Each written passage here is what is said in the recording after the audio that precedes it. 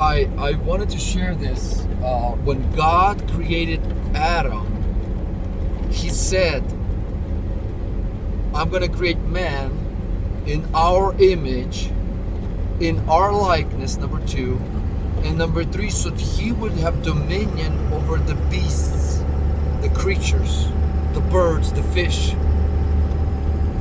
This is what I want to say, is that God, when He said, in our image, He created him out of dust and blew the air into his nostrils. I don't believe Adam became fully complete in the image of God at that point. I don't believe he was in God's likeness yet at that point. I believe it was the beginning of a process, and I don't believe he had the dominion right away, automatically.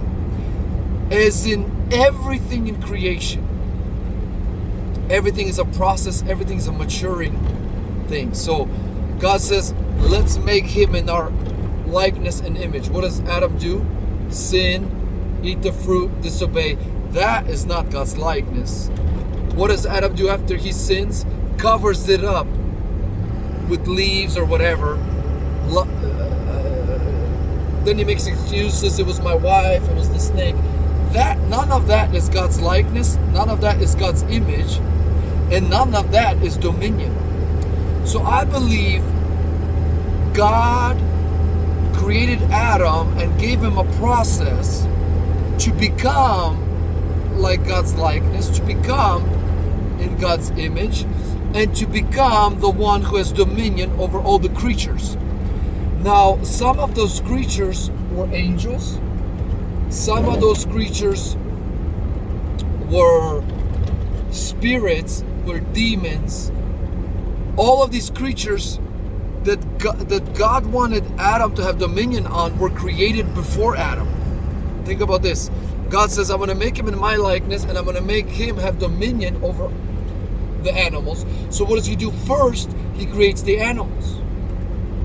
First he creates the trees. First he creates everything. Then he creates Adam. And then he gives Adam and says, go and subdue the earth. You see that crocodile over there? Make him obey you. You see that? And how do you make him obey you? By becoming in my image and likeness. And God is humble and meek. This is one of the reasons why Satan rebelled, is because he saw the meekness of God.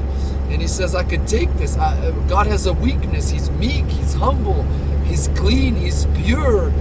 He's so gentle. He's so... God didn't become these characteristics after man sinned. God was always gentle. He's always kind. He's always long-suffering. He's always... Don't look at the Bible as it began, as God's character and God's mercy and God's grace began at the fall. God as always is, and he was. So Satan looked at God and says, look, he's meek, he's kind, he's merciful. That's a weakness. I'm going to overthrow him, and they're going to worship me.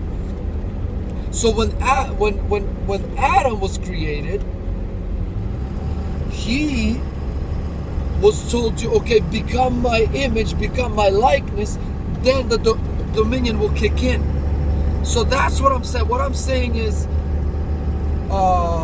Adam didn't become in God's image fully and complete, and then he fell out of it. No.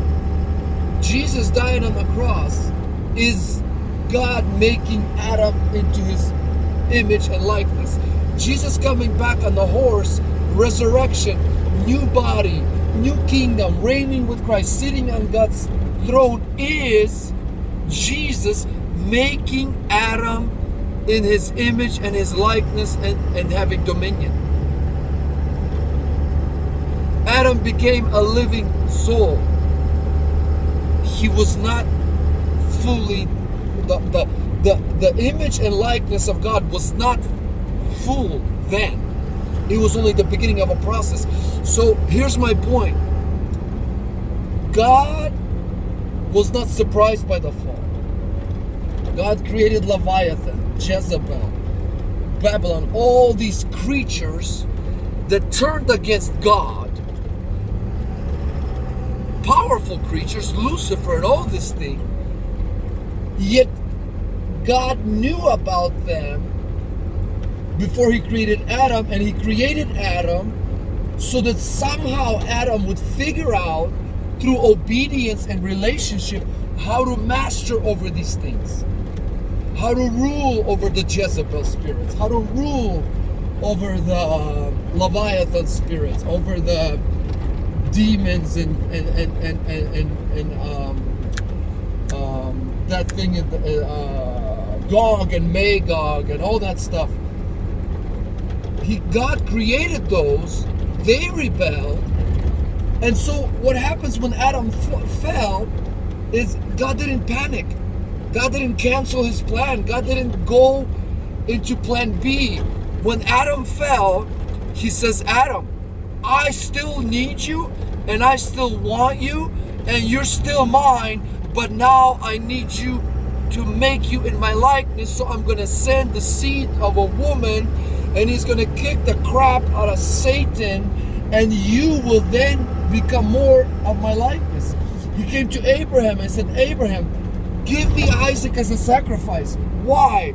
So you will become more of my image and my likeness. He said, David, build me a temple. Okay,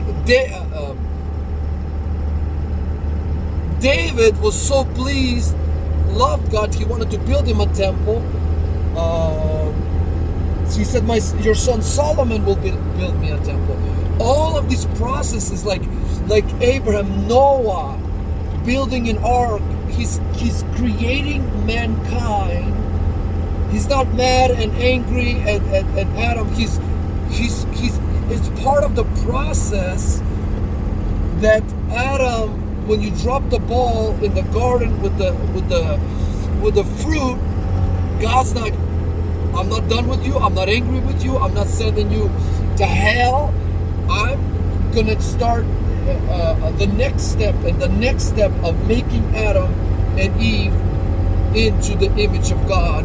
And all of us are part of that process. And also, so when you fall into sin, when you do something stupid and you feel guilty and you want to walk away from God because of the guilt and shame, no, learn how to become in God's image and likeness. Repent, seek God.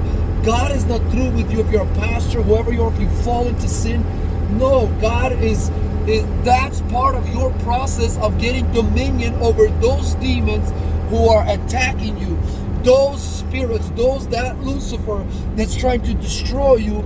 God sent His Son, died on the cross, defeated Satan. Why?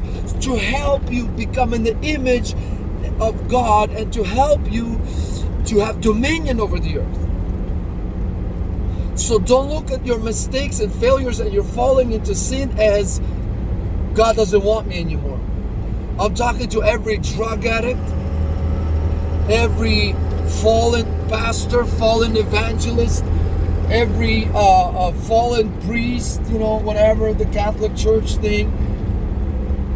God's not done with you. He doesn't want you any less.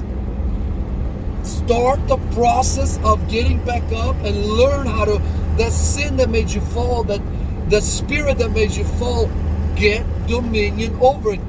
God says to Cain, there's sin at your heart. He didn't say, if you fall, I'm going to throw you away. If you do, He says, learn how to subdue it. And after Cain sinned, God says, they will not kill you. I will put a mark on you. Like, God is still after Cain. God is still working with Cain. God is still interested in Cain. He says, they will not kill you. I will put a mark on you so that they will know not to kill you. I believe that was a spiritual mark for demons and Satan and Lucifer and all that stuff, because God wanted Cain to continue to have children, to continue to multiply, continue to have dominion. God knew that there's a salvation coming for Cain and all these guys. So God is not through with you. Here's a big one that probably should be a separate video. Every promise that God has for you, like, I'll never leave you, I have a plan for you, Jeremiah, blah, blah, blah. I have a plan to bless you and to multiply you. All these promises of I will prosper you, I will lead you to still waters, I will be your strength, I will be your deliverer and overcomer. None of those promises begin at salvation. Before you fell, before you were born, before Adam fell, God had those promises for Adam. I will never abandon you. I will never deny you. I will never leave you. I am your rock. Look, all the promises.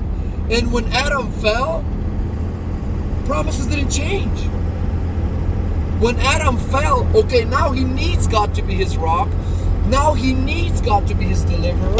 Do you see? So when you fall into sin, God doesn't change your opinion about you. He wants you to get back up and go.